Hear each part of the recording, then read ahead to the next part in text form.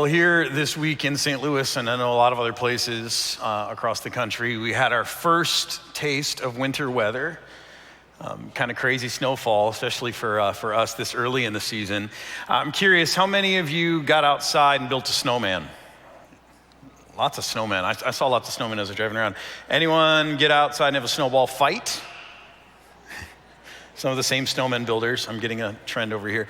Any sledders? Sledding, yeah. Anyone just kind of sit by a window in the warmth and look at it out there? A hot drink in your hand? Yeah, that's definitely my speed. Anyone sit by a busy intersection and watch cars just kind of struggle? I didn't do that. Someone did that in Seattle, different snowstorm, different time. So in honor of our first bout of winter weather this year, I want to present to you sliding cars.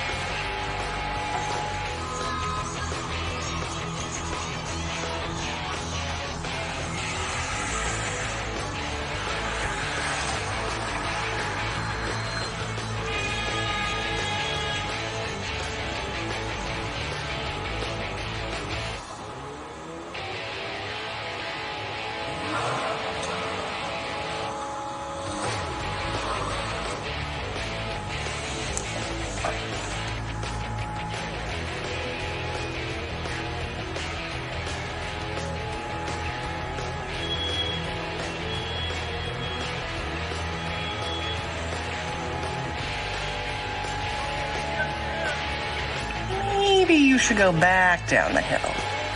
Uh-oh.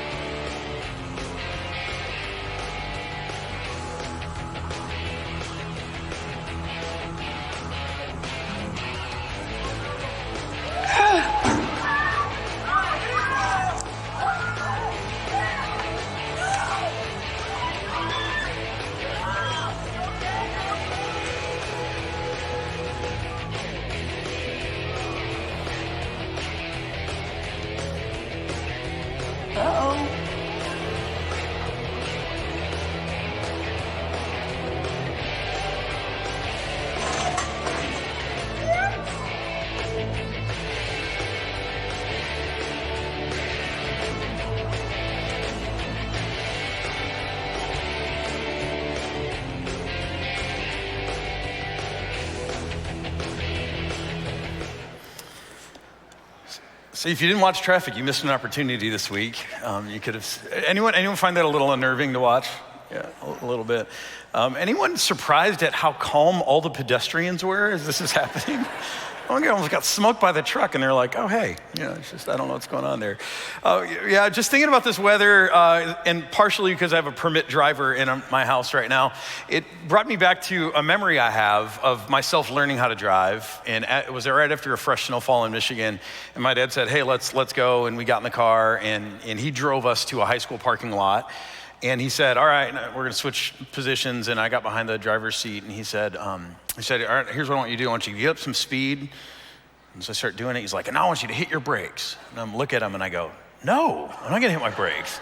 And he's like, "No, hit your brakes." And I'm like, "No, because I'm gonna lose control. I know what's gonna happen."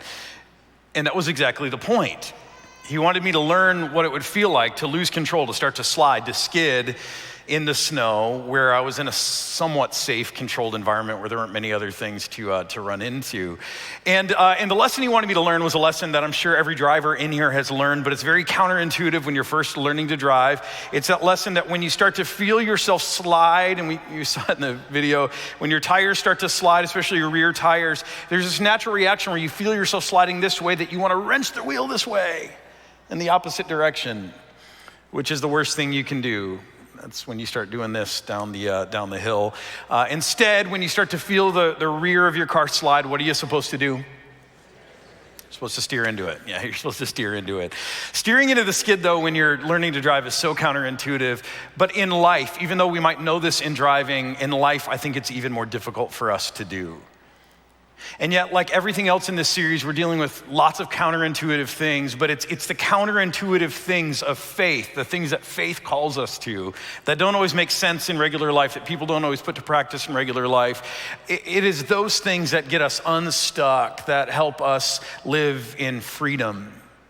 And so today, I want to ask you an important question as we just get into this simple question, but important, especially for this week. The question is, what part of your life is sliding out of control? Maybe some of you would substitute the word spiraling out of control. Maybe for some of you, it's not a full-on slide, but something's feeling a little bit off. What is that for you? And I know that although our lives are different, we all have something. None of us are this put together where there's got to be something in our lives right now that feels like it's on the verge of getting out of control. Maybe for you, it's relationships. Is there a relationship that is feeling just, it's starting to cause some stress. It's starting to feel like it's getting a little out of control in your life. Maybe for you, as you think about things that are sliding out of control, it's not you're hurtling toward a tree or another car. Maybe in your mind, as you sit here today, this is what you're hurtling toward. You're thinking of the table on Thursday, and you're thinking of the people who are around it, and you're thinking, oh my gosh, this is gonna be a disaster. You're getting ready for it. Or maybe it's not all the people, maybe there's just a person. And I think in our families or in our communities, we all have that person, and it's that person that we try to get along with. We try really hard to appease them, to help them be okay. We dig deep inside of ourselves and try to be a bigger person, and we try to kill them with kindness, but we know that no matter what we do, it's not gonna be enough, and they're gonna be difficult. Is that what you feel yourself sliding into this week, the week of Thanksgiving? Or for some of you, is it your health that's out of control?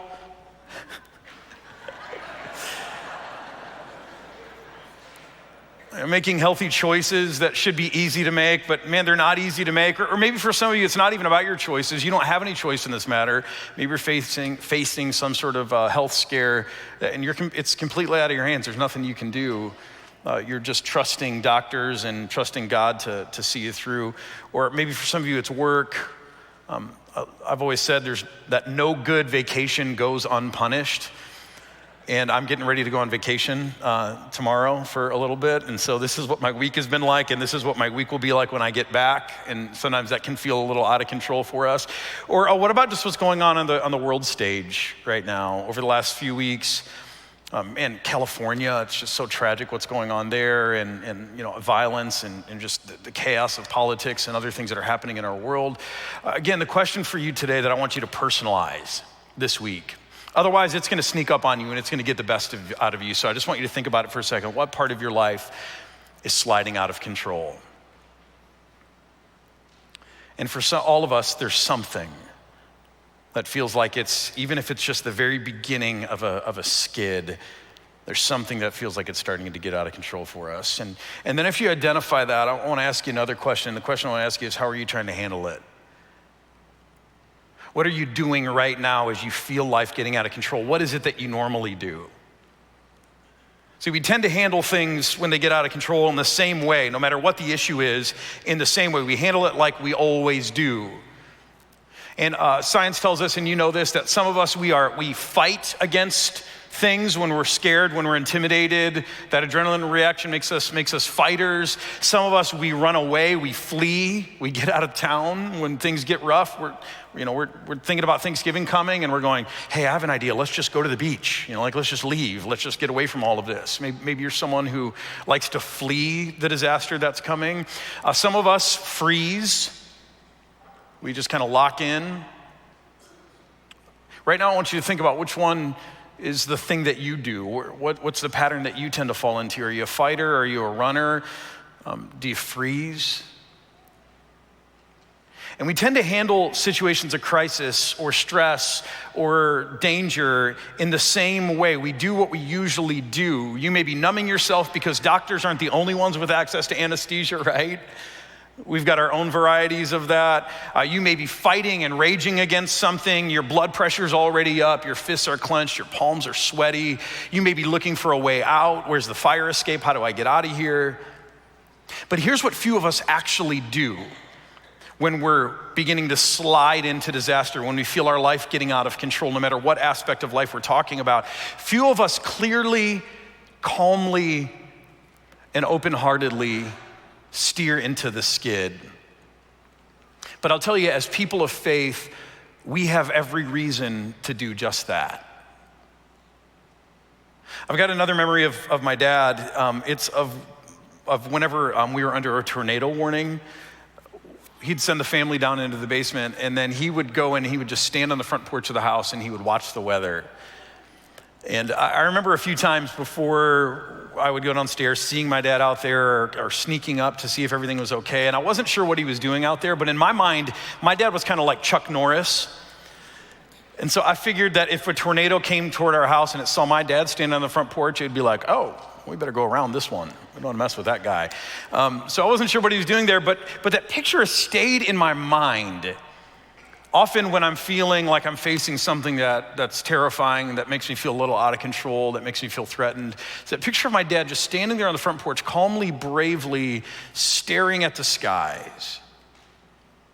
And for me, that's some of what it looks like to steer into the skid. And again, it's something that we rarely do. Again, in driving, we figure it out, but in life, we either fight against what's going on in our life, or we try to we bail out of the car, or few of us steer into the skid. Today, I want to look at Psalm 46, and it's a psalm that is a favorite of many of ours in this room, even if you don't know it.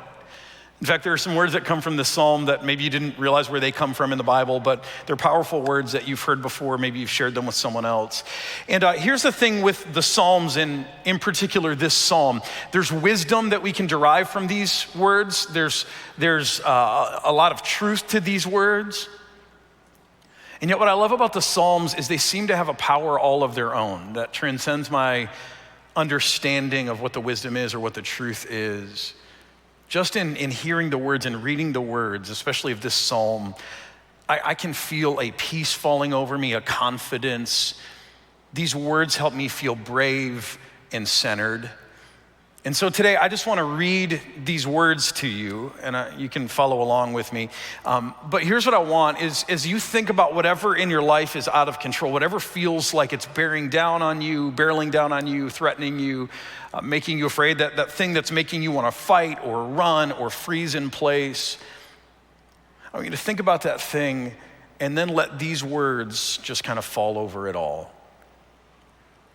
God is our refuge and strength, an ever-present help in trouble. Therefore, we will not fear, though the earth give way and the mountains fall into the heart of the sea, though its waters roar and foam and the mountains quake with their surging. For there is a river whose streams make glad the city of God, the holy place where the Most High dwells. God is within her, she will not fall.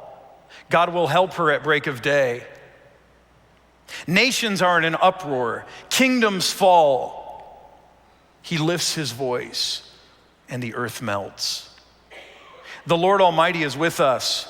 The God of Jacob is our fortress. Come and see what the Lord has done, the desolations he has brought on the earth. He makes war cease to the ends of the earth. He breaks the bow and shatters the spear. He burns the shields with fire. And he says, be still and know that I am God. I will be exalted among the nations. I will be exalted in the earth. The Lord Almighty is with us. The God of Jacob is our fortress.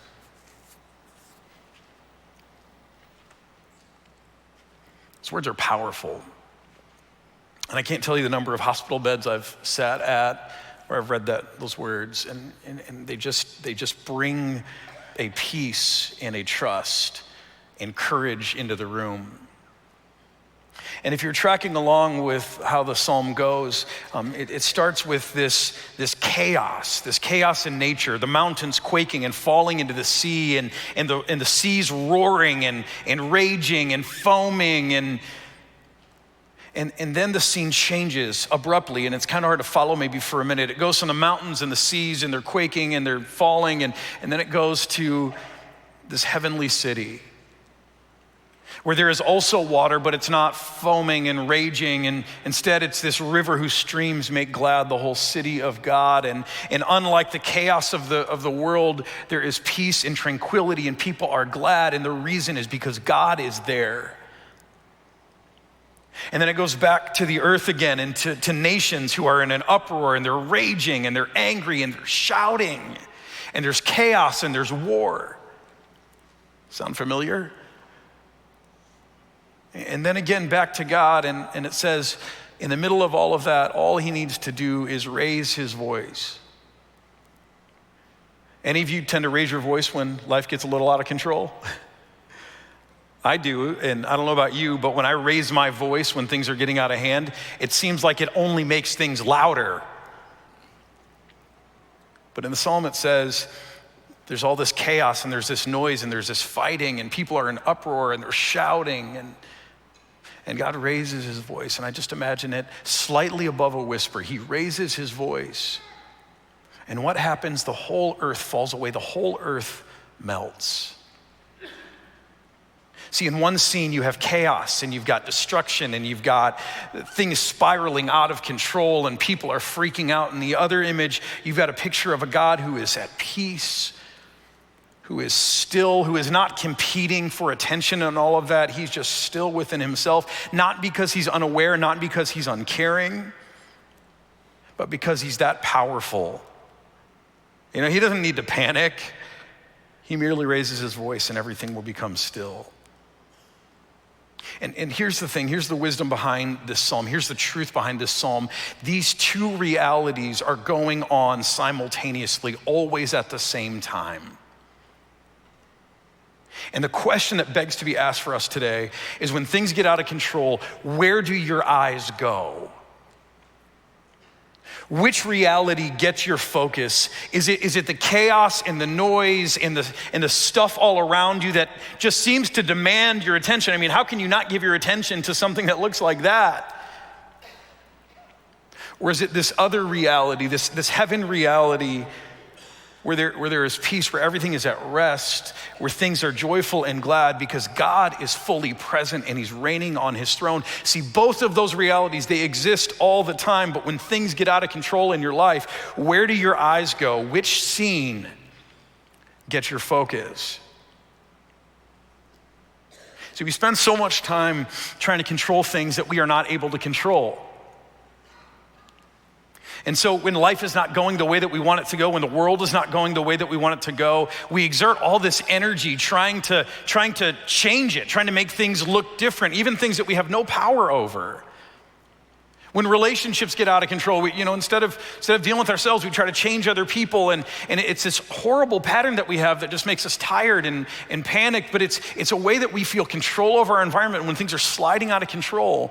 And then we realize, and some of us learn, that if we can't control our environment, or if we can't control other people, if we can't change them, what can we change? We can change ourselves. And so then some of us, we start to work to try to control or change the way we react to stuff. So if you're a fighter, you try not to fight so hard. If you run, you try to stay put. If you freeze, you try to not numb out to it. But you know what, as I move through life and as I work on that stuff, I'm not even sure you can do much about that. See, I realize that I'm a fighter. That's how I deal with situations of panic or stress. I fight. And I don't like that about myself. In fact, I think that's gotten me into a lot of trouble in life, that I just want to fight against whatever feels threatening to me. It's not how I want to live anymore. And so for the last few years, I've been working on that. I've been trying to change the way I react. And I've had some success in all of that, but not as much success as I would like. It seems that this way of reacting to life is just kind of hardwired into me, and I'm having a really hard time changing it. For instance, my son Corbin, who's 9 years old, he likes to play this game with Jocelyn where he goes around the house throughout the day and he tries to scare her, tries to startle her. So she'll be sitting in a chair and he'll try to sneak up and he'll come up behind her and whoo. Or she'll be walking down the hall and he'll duck into a room and he'll jump out and try to scare her. And then after he does it, he asks her, how good was that, 1 to 10? And they do this whole thing where she rates him, and he's usually very disappointed that it's a 5, it's a 6. And he's like, what? Oh, come on, it's better than that. And so they play this game, and it's kind of fun to witness. But occasionally Corbin tries to play this game with me. And he's a great kid, but he's not that great at sneaking around, and so he doesn't often startle me. But I always tell him when he plays this game with me, after he asks me, okay, rate me, is I tell him, I say, Corbin, you got to be careful, because if you ever get to a 9 or 10, you're not going to have to ask me. You're going to be lying on the floor with a shoe print in your chest. Because if you really scare me, that's what's going to happen. I'm just going to react, and it's not because I'm mad at you. It's just right.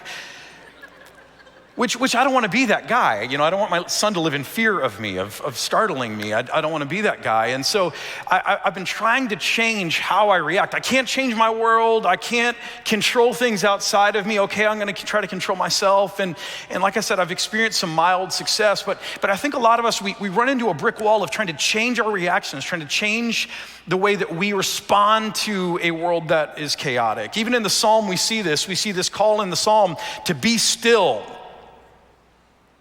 Sounds good, doesn't it?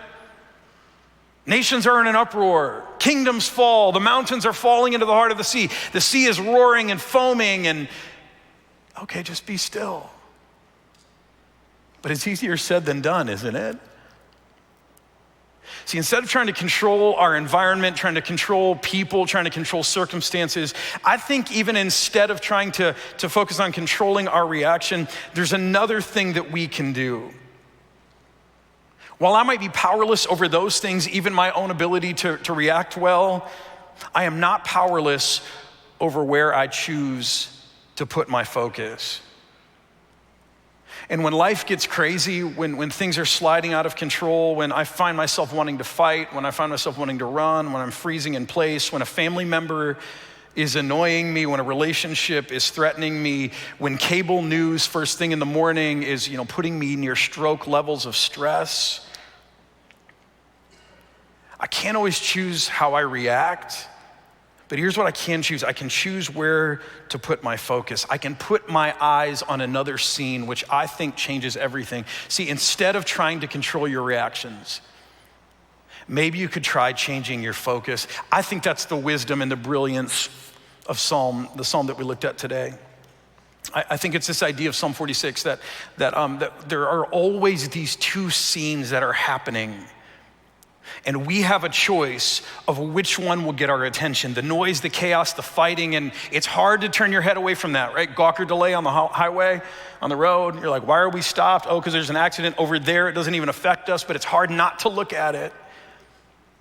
But we have this choice always to look to the other scene. Paul says this in 2 Corinthians. He says, so we fix our eyes not on what is seen, even though it's compelling, even though it's vibrant, but we fix our eyes on what is unseen, since what is seen is temporary. Here's why. Even though it seems powerful now, even though it seems like it should be the thing that should demand all of our attention, it seems like the real thing. Paul says, what is seen here and now, it's only temporary.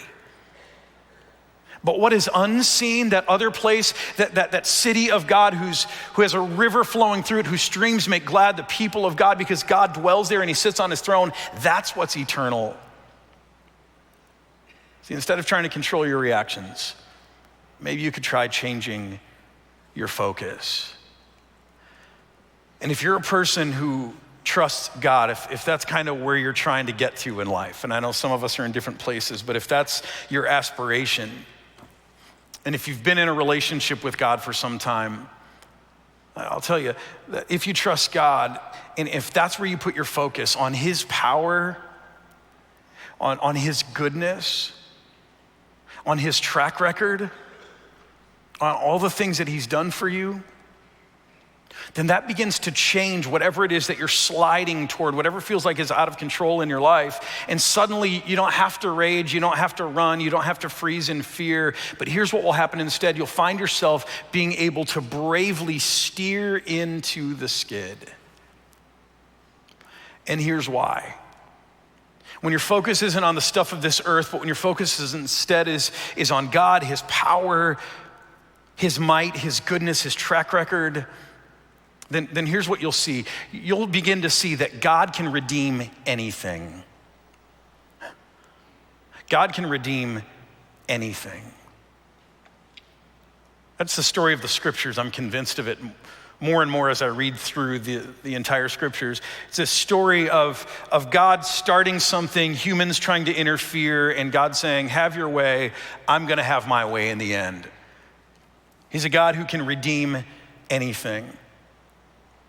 And right now, as I watch people living life and I watch people struggling, and if you're struggling today, you're not the only one. Again, as a pastor, I get to see that at any given time, there are more of us struggling than any of us can possibly think or believe. Because we play the game well and we try to live above it, and it's good. But right now I know people who are struggling with very, very serious cancer that has come back and it doesn't look good. And I know people who are facing very serious surgery, scary surgeries that even 5 or 10 years ago would not be possible. They would be a death sentence. I know families right now who are hurtling toward financial ruin and they're trying to keep themselves out of it. I know people who are just at their hearts are rent because they're watching a kid go astray and just damage themselves in the worst kind of ways, and there's nothing they can do. And I'm watching people go through all of these different circumstances. I'm watching people grieve. And here's what I notice, that there is a difference, not so much in the circumstances there's a difference not in the circumstances so much that people face, but what I notice is there is a difference with those whose focus is elsewhere, who have a hope and a vision of a God who still is on the throne, even though all of that is happening, a God who is able to redeem anything. If you question whether this is true, you only need to look to Jesus. I mean, God sends his son into the world. He sends his son into the world, incarnate in flesh, to teach us, to inaugurate a new way of living. And what do we do to his son? We disbelieve him, we mock him, we eventually kill him. And yet God, he knows we're gonna do that, and he goes through it anyway. Why? Because he knows that even when we have our way, when we do our worst, in the end, he'll make it okay, he'll make it better than okay. See, he's a God who can redeem anything. Jesus in his ministry, he dealt with so much chaos. Jesus' ministry, just reading through the Gospels, it makes me tired. Because I watch him just dealing with crowds and groups of people, and he can't find time to eat, and he's walking everywhere, and wherever he goes, there's more people. And you know what Jesus does, though? The way he survives all of the chaos, the scriptures tell us that very early in the morning, he gets up, and he goes off to a quiet place. And he recalibrates his vision.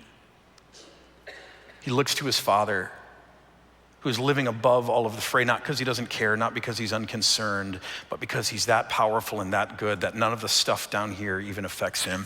There's a place called Gethsemane where Jesus was having a moment of crisis, where the cross was coming. And Jesus was in agony about what was before him, and he's moaning and he's sweating blood, and then in the garden he prays. He says, remember the prayer if you know this. He says, Father, let this cup pass from me, but not my will, rather yours be done. You know what he's remembering? He's remembering that there is a God in heaven who can redeem anything. He's that powerful. And see, this isn't just, there's a silver lining to everything. It's true that even when life can have its way with you, can do its worst to you, when things that are sent to destroy you, kill you, knock you down, they take their chunk out of you, they have their way with you. In the end, God gets to win. He gets to have his way. He can redeem anything. And that takes us to the second reason that when we focus on God, things change for us. We realize when we look to God that constant protection prevents formation. Constant protection prevents formation. Do you know that? Constant protection prevents formation. And when your vision is not on the things here, because down here, we just want to stay safe in the middle of the chaos. We want to get through it unhindered. And so how many of our prayers or hopes or dreams are about constant protection? But from God's vantage point, protection isn't it. We're not here to be perfectly protected, to live in the status quo. God's greater desire for us is that we would be formed. Things that are protected all the time, they grow weak, they grow fragile, they lack resilience. But when your eyes are on God, you realize that you don't need to be protected because God is stronger than anything that's coming against you. And when your eyes are on him, you're stronger than you think too. See, when I fix my eyes, not on the stuff here, because I can't control it, I can't control my reaction, but when I'm looking at it, I'm gonna react, I'm gonna respond, but if instead I put my eyes elsewhere, if I fix my eyes on God and his goodness, what he's done for me in Jesus, what he's done for me over the track record of my life, when I look there, rather than here, to all this mess, do you know what happens when the wheels start spinning, when I fear I'm gonna go sliding off the road into disaster? Instead, you know what begins to happen to me? I start to get curious. And I start to wonder, what is God gonna do with this? How is he gonna redeem this? And then I remember that no matter what happens, no matter how bad it gets, I'm gonna grow because that's who God is and that's what he does. And growth is the prize of this life, not safety, not protection, not having my way, not being left alone. See, it's all about where you put your vision. And when you're looking to God, it changes everything. It means that more often than not, when I'm starting to slide, when I'm starting to skid, and I'm afraid and I want to do my thing, more often than not, if I can just fix my eyes on God, he helps me do something more like this.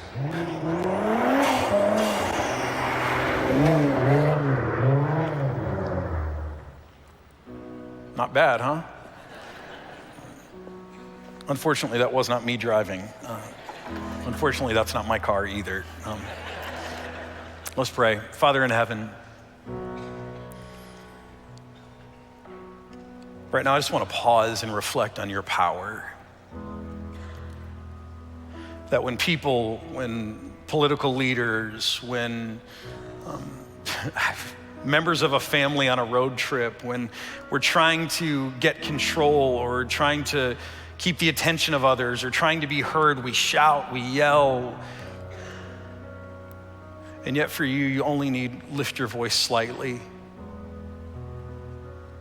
In this world and everyone in it falls down, we melt, we pass away, because that's how powerful you are. And Father, when we're trembling, when we are raging, when we are frozen, terrified, I thank you that you are unmoved, not because you don't care, but because you know you've got it all, you hold it all. You're greater than it all. Father, I thank you that you can redeem anything, and throughout the Bible you have.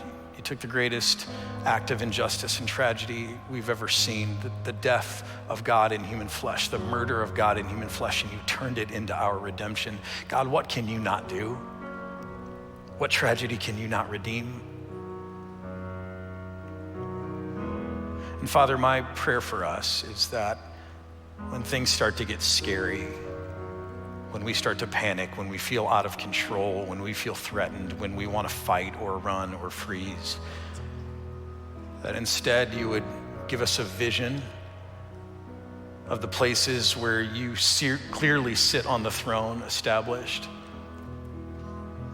That you would give us a vision of what is unseen but eternal. That you'd give us a vision of your love and care for us. And Father, that you would help us then just steer into the skid of life with curiosity, with wonder of how you're going to redeem it, with a sense of surety that whatever happens, you're going to help us grow, you're going to form us, you're going to use all of it to make us better and to make our world better. God, I grow tired of trying to control the world around me. I even grow tired of trying to control myself. Instead, would you begin to help me, help us put our eyes elsewhere? I prayed in Jesus' name. Amen.